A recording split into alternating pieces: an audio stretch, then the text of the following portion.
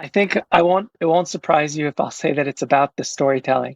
It's Yeah. about coming up with, at the end of the day, marketing is about how do you take what you have to offer the world and communicate it effectively to the right people in the right way. Welcome to 20-Minute Leaders. Just sit back, relax, and learn from the leaders of today. It's a journey. Each one is different, unique, inspiring. Let's get started.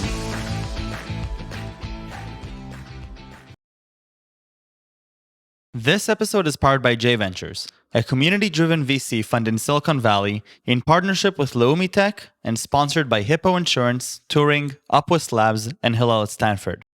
Let's talk marketing and scaling. Meet Ari Applbaum, VP of Marketing at Audioburst. Ari scales Israeli startups globally through brand building. He has successfully positioned countless companies to succeed in crowded markets, land Fortune 500 customers, attract significant funding, and exit. He currently serves as VP of Marketing at Audioburst, the audio search and discovery platform. Before that, he was the head of communications and marketing analytics leader AppsFlyer, VP of marketing at video platform AnyClip, and VP at leading tech PR firm Finn Partners. Ari Applebaum, thank you for joining me. 20-Minute Leaders, how are you? I'm great. Thanks for having me. I'm a big fan. I'm a big fan. All the way from Jerusalem, you're talking to me now, talking about PR and marketing and branding, but all of those in the context of strategic thinking, and not just about how to do the marketing and do the PR, but really when, why is it good for, what is it good for, and what is the right way to position yourself, either in early stage or late stage, to do this properly. And I think that there's so much to learn from your incredible experiences, either VP marketing at AnyClip, to head of communications at AppsFlyer, an incredible company that I love. Today, you're with Audioburst, and obviously audio is bursting as we're seeing today. And we just talked a little bit about Clubhouse. So way too much for us to talk about. But before all that, we have to go all the way back to your high school days. And you're building a wedding proposal website, and you're building a video streaming platform. What was that about? As a high schooler, to make ends meet, I had my own business. I was what they used to call a webmaster, and it was cool. I did it in the basement and learned HTML and JavaScript. And some of my first projects were pro bono, and then I started charging and making money. And it was really interesting that I had a partner in Tel Aviv who had a graphic design studio. Together, we built a website for some joint clients. And through Emblaze, I don't know if you remember them in the 90s, they were a successful Israeli company. They gave us permission to use their product before it was live, and it was the first video streaming solution. So I believe I was the first one to create a website that had streaming video without downloading any software, which was cool. It worked, When not is so this? great. What year is this? 96 or so. Wow, amazing. But I realized it was cool, but I didn't know how big it was. So I didn't save anything. I have no proof. You'll have to take my word for it.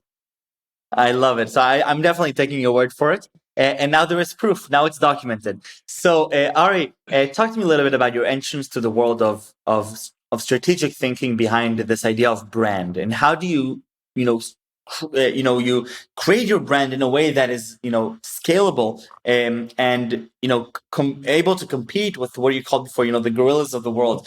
Talk to me a little bit about brand and your interaction with it. Yeah, so I find that a lot of Israeli startups are very focused on, when they think of marketing, they think of tactics. And tactics are really important, especially when you're talking about growth. You have to build all the systems and the funnels and optimize. But too often, I find that CEOs and VP marketings will jump straight into that without building a brand first. And of course, that's the foundation of any good marketing strategy. So when I work with startups, even early stage startups, even before there's a product, I start working with them on positioning, on building a brand. That's your secret weapon. When you have such a small marketing budget, as most small startups do, and you're up against the 800-pound gorillas, your secret sauce and weapon is a really, really strong brand. And that means a story that you could tell that target audiences will find compelling, and a narrative that everything will stream and flow through, that is laser focused on what makes you different, what makes you unique, and why people should care about you. Right. That makes a lot of sense. And so speaking to a lot of the early stage startups that are starting today, the focus initially is not necessarily on this brand and the marketing and PR. Also because you just don't have the budget to go and be on the same vertical as a lot of these other big companies. So you have to be a little smarter than that, and you have to be both lean but very strategic. So how do you find early stage startups should go about, thinking how much time do I allocate to branding and PR? How much, of my funding should I allocate to that? How do you even go about thinking about how to, create this strategy behind it? So I don't think it has to always, time is a scarce resource, I agree. But I don't think you have to waste or spend a lot of money on it at first, right? So it's about making the time to think about these issues. I have a document that I share with founders where we work through just articulating your vision, your mission, your unique value proposition, messaging matrix, a narrative framework. And those are things that you can do from the very beginning. They'll adapt as you go along. But I think that it's important to do that even before you launch your product, because this kind of thinking forces you to ask difficult questions that will affect your product strategy, your R&D. So Right. it's not like many founders think, okay, we'll develop the product and then marketing will come before sales, right, once we're ready. But that's too late, especially for building a Right. brand. The story has to come first. And in terms of a budget, I think, as a marketer, I think it's important to devote a significant budget. But there's things you can do early on in terms of quick wins with the media and things like that that won't require an agency that obviously early stage startups can't afford. Right. Now that makes a lot of sense. So, Ari, let's go back a little bit to your journey. Walk me through, your experiences and the different things that you've experienced in these different companies. And what I'd love to really do is extract some of those nuggets through those experiences, because you've held a bunch of different hats and in different positions and different stages of companies. And so I'd really love to hear some of those personal experiences and how you learned from those experiences and what I can extrapolate, for myself as I'm going to go about building my own venture. Very cool. Okay, so my early days, I started out at a bunch of PR firms, Reuter Finn Partners, Venture First, small and big PR firms. And really my focus there was helping Israeli startups tell their story abroad, mostly in the US, a lot of brand development and a lot of classic PR, media relations, analyst relations, things like that. Um, some of the lessons I learned there are what we just discussed earlier. It's really, really important when the Israeli startups are up against the much, much bigger companies. Almost, I found from the beginning of my career that almost every Israeli startup is really good at what they do. But in terms of perceptions, they're up against companies that can outspend them 10 or 100 to 1 or 1,000 to 1. Right. So again, it goes back to, and I realized, and I spent so much time on competitive analysis there, and getting things right. And this was 15 years ago, we had a process called an idea lens, which was forcing you to look through a lens and survey your customers, your partners, investors, internally, externally, and sort of really analyze the different perceptions before you start. And once you're sitting on a pile of data, you can really find interesting things and hone in on and again, that doesn't require a budget. You could do that yourself too. So that was an interesting exercise, and I learned the importance of that. It was also the early days of digital media, so we just started out with building presence for our clients on social media, and I was able to see how that has evolved over the years. Then I moved in-house and I started out at a nonprofit actually in Boston, moved back to Israel, and then went back into tech. And my positions were, as you said, AnyClip, VP Marketing, Head of Comms at AppsFlyer, and now VP Marketing at Audioburst. So some of my experiences, at AnyClip, I was there for 3 years. And what was interesting there was the company had a bunch of pivots, and it was interesting to see how you maintain the brand, but also rebrand and adjust it as you evolve and your product strategy evolves and you go after different markets. So that was interesting, and there was a lot of work on the fly. I also learned the importance of proper product launches. Some product launches were planned months in advance, 6 months in advance. But actually, when we had a product that was really strategic and we decided to launch it in 4 to 6 weeks, it was one of the biggest thrills. Doing A to Z, all the material and the product strategy and the the PR plan, and then at the hit of a button, the exhilaration when you launch properly and everything, all the ducks are lined in a row, and you get it right. That's really great. So and I'll tell you the truth, one of the products we did, it wasn't actually a new product, right? It was some features that we elevated and sort of wrapped in new facade, and it worked, and it really. So I do think that even when you don't have a new product, there is a way to use the power of a strong launch to get some good successes.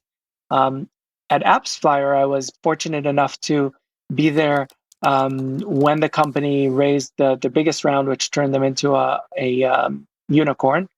Since then, they're now a double unicorn, and it was really interesting to see the power of a well run machine, and to be part of that and to run the communications around that.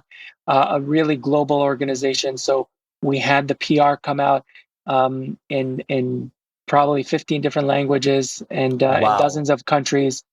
And what I found Can was that, you walk me through the strategy of how do you even think about, okay, this is what's actually happening in terms of the company, so that this, we can look at it from the lenses of we have hundreds of pages of contracts, which then you have to dilute to sort of this message. Like, what do we want the world to understand through this? Is it amount of money that is raised? Is it a new partnership that is formed? Is it the transition to a unicorn status? At the end, what I'm constantly amazed about is that companies go through these months of preparation for a specific event, right? And then once that event happens, they media, what we see as consumers or as viewers, we see the headline, the gist of it.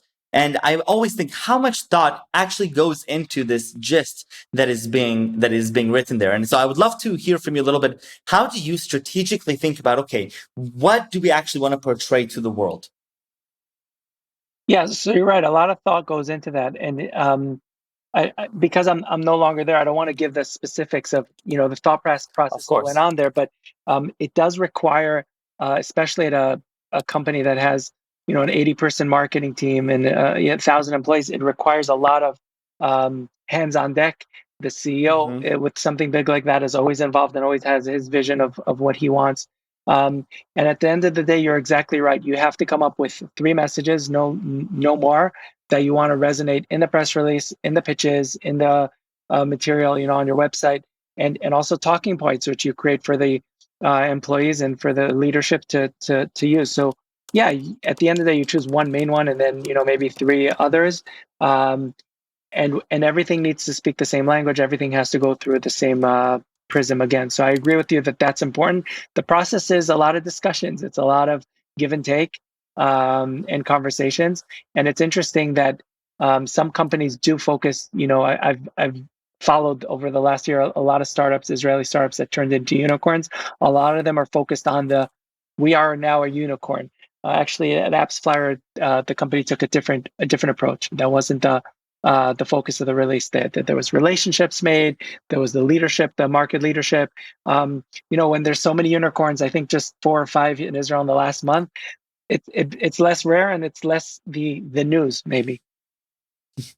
I think that one thing that amazes me constantly through this show is understanding how complicated every little bit is, and I think that at the end it's more about giving respect to the complexity of this well-oiled machine, right? That it's not just happenstance. Things happen for a reason, and people put a lot of thought into everything that we see, and so I'm inspired by and I'm humbled by how much complexity there is and how much there is still to uncover. Why are you so excited about this world of marketing and PR and branding? What really gets you going about it? I think it won't surprise you if I'll say that it's about the storytelling. It's Yeah. about coming up with, at the end of the day, marketing is about how do you take what you have to offer the world and communicate it effectively to the right people in the right way. Um, and a lot of that is the story. Now, it's usually words, but also, of course, increasingly visual storytelling, images and Right. video and audio now, right? So I love the idea of, again, creating a really compelling story that you see resonates and moves people. And it's not intellectually. You have to, again, a lot of Israelis, I think, founders are very intellectual, and they think a lot about the messages and what will convince. But really, convincing is not about making the right argument. It's about giving people something to believe in, to connect with. Like Simon Sinek says, that starting with the why, let people connect to the why, to the vision, to what moves you, and that will move them. So I think appealing to people, compelling them, moving them to act, and then finding all these different channels and ways and modalities to do that is what keeps me interested in marketing. I love it. So today you're VP of marketing at Audioburst, and like we said before, audio is literally bursting in this world, and you've Yeah. chosen to take on this challenge. The world is changing dramatically. It's changed. It's been changing over the past few years. It's changed last week with the boom of Clubhouse and people understanding that audio is becoming a more and more relevant part of our lives, and is integrated basically into anything. And you're now a part of this fantastic marketplace, which lets creators leverage the use of audio around them. So tell me a little bit about Audioburst, and I'd love to hear a little bit about the challenges that you're tackling as VP of marketing at Audioburst, and I'm sure that there are a lot of them. Yeah, for sure. So I joined Audioburst 3 months ago because I'm super excited about the space of, as you said, of audio. There's so much interesting things happening, and we're the audio search and delivery platform.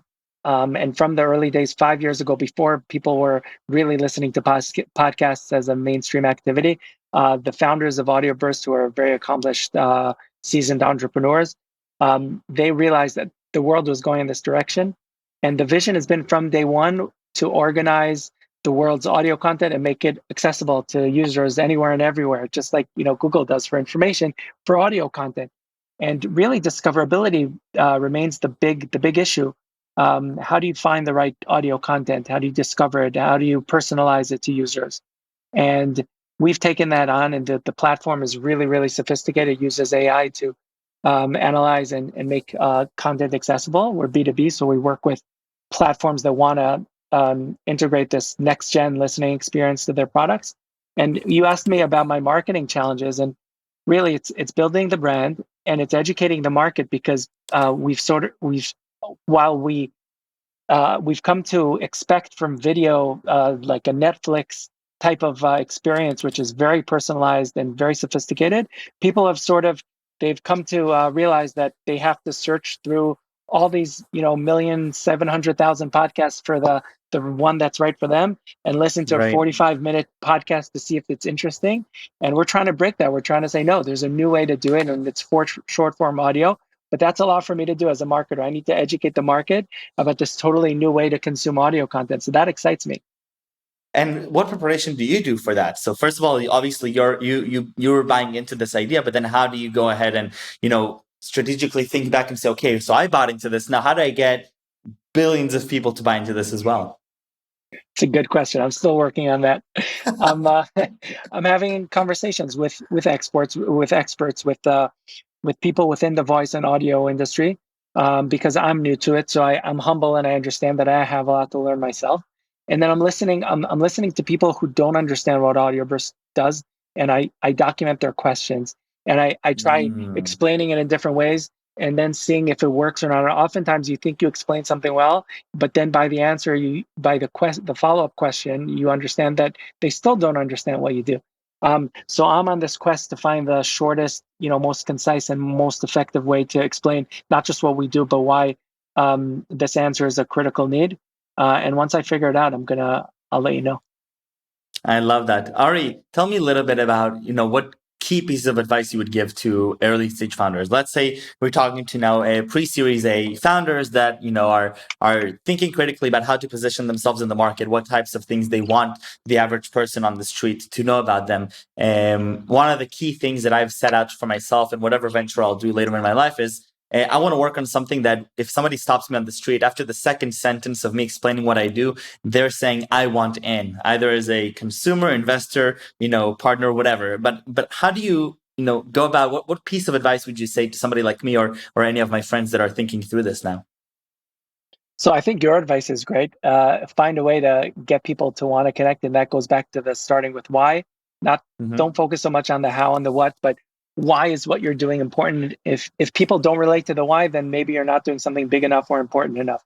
Mm-hmm. Secondly, I think seek out mentors, as many as possible, people who are experienced, people are extremely generous with their time. And I see how much value it gives to early stage entrepreneurs just to have somebody experienced to have these discussions with and share docs with. I try to give back as much as I can to the community. With the little time I have, I mentor startups at Mass Challenge and at Flow and at Jerusalem College of Technology. And Palestinian internships, Palestinian mentorship program, which is a new program. So I think it's really important for entrepreneurs to give back, especially as they start and continue their careers. But definitely for the founders to seek out as many mentors as they can with diverse skill sets and experiences from the very beginning. I love that. Ari, thank you so much for coming here and for sharing with me your insights and your experience. It's fun 20 to talk. minutes go by way, it goes by way It too felt like fast. 5. But exactly, it felt like 3 to me. But Ari, the most important question is still ahead of us. 3 words that you would use to describe yourself. Obviously, I didn't give you enough time to think about this, but I still have to know, on the top of your mind, what are 3 things that you think that other people would say Ari is? It's a tough question. I hope they would say values driven. I don't know if that's one word or 2. Yeah, there's a hyphen in there. There's a hyphen. Hardworking and creative. Values-driven, hardworking, and creative. Ari, toda rabba, thank you very, very much. I look forward to seeing more about Audioburst and learning more from you. And stay safe and stay healthy. You too. Thanks, Michael. Thank you. Bye. Bye-bye.